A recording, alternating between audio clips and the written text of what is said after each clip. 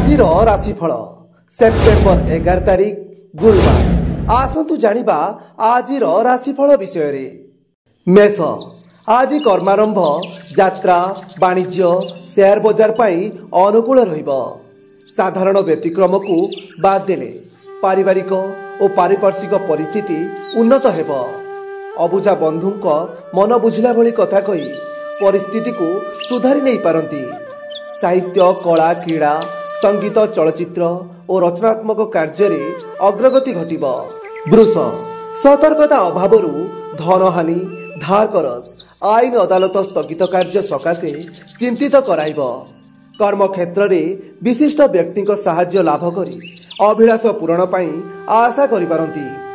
आनुष्ठानिक काम रे बंधुंक ठारो उत्साह और प्रेरणा पाई दुसाध्य कार्य साधन करिपारंती। मिथुन परिवार रे अर्थ संबंधी आलोचना को केंद्र करी अशांत परिस्थिति सृष्टि हेब। प्रत्येक क्षेत्र में समस्त सुविधा थिले मध्य खर्चांत होई काम हासिल करिवे। आज भाबुथिबे गोटिए कथा किंतु कला बेलू आउ गोटे काम करने को बाध्य हेबे। संपर्कों द्वारा भोग विलासर मौका पाइबे। कर्कट जेकोसी परिस्थिति होना कहीं प्रत्येक दिगरु अनुकूल वातावरण सृष्टि हेब। दूर रे रहउथिबा बंधुंक द्वारा संवर्धित हेबार सूचना रही। बंधु मिलन सांगकु कर्म साफल्यर प्रशंसा और आर्थिक अनुदान प्राप्तिर आशा करा जाई पारे। तथापि ईर्षापरायण गुप्त शत्रु मानक प्रति सतर्कतार आवश्यकता रही। सिंह आपणक बलिष्ठ व्यक्तित्व सांगकु जुक्ति संगत मधुर कथा प्रत्येक परिस्थिति को सावलील करदेव। आर्थिक स्थिति रे उन्नति सांगकु बंधुंक सह सुसंपर्क प्रशंसित मध्य हेबे। पारिवारिक जीवन रे समस्या आसिले मध्य उपस्थित बुद्धि प्रयोग करी सुधारी नहीं पारिबे। बहुत दिनरू खोजुथिबा जिनिस हठात पाइजिबे। कन्या आज जहाकु जहा कहिबे किंबा करिबाकु जिबे ताहार पुनर्विचार करिबा भल हेबो।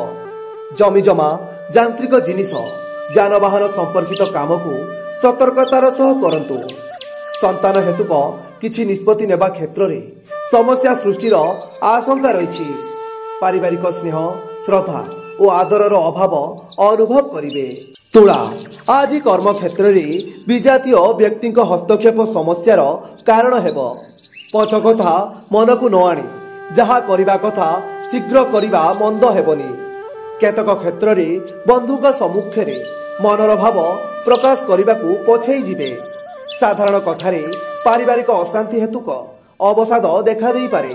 बिछा अतीत घटना किंबा विभिन्न समस्या चिंता करी मन भाराक्रांत रहिब। नीच संसर्गरु दूरे रहिबा भल अन्यथा कलहर संभावना रही। बंधु को अनुनय विनय होई धार करज करी आवश्यकता चलई नहीं पारंती। कला संगीत चलचित्र क्रीड़ा प्रतियोगिता क्षेत्र में सफलता मिल पारे। धनु पारस्परिक आलोचना माध्यम रे पारिवारिक शांति फेरी आसीब और समस्या समाधान हेब। साहित्य सांबादिकता प्रकाशन प्रशासन जानवाहन निर्माण और यात्रारू सुफल पाइबे। वैद्युतिक गणमाध्यम चलचित्र पाई स्वतंत्र गौरव आनिबे। कठोर कथा कहिबारू अशांति देखा दे पारे। मकर स्वास्थ्य समस्या निम्न अभिमुखी हेउथिबारू मानसिक स्थिति भल रहिबो नाही। परिस्थिति बसत घरर केतेक आवश्यक जिनिस आनिबाकू बाध्य हेबे।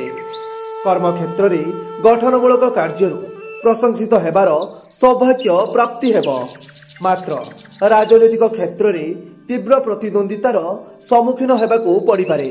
कुंभ शारीरिक स्वास्थ्य समस्या पूर्ण मात्रा रे उपशम नहेले मध्य पूर्व अपेक्षा नियंत्रण रे रहिब।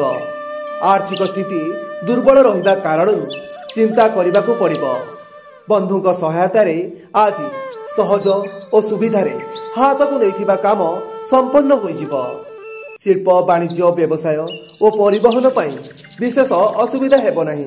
मीन केउ काम अटकिबो नाही सिना सहज और सुविधा रे संपन्न भी हेबो नाही।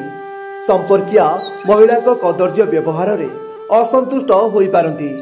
वाणिज्य व्यवसाय रे सफलता हासिल करेंगे किंतु जिद्गर प्रवृत्ति जोगु हैरान हो पारती। आज यात्रा व्यवसाय और बंधु आलोचन खुशी रे। Bureau report 10 TV.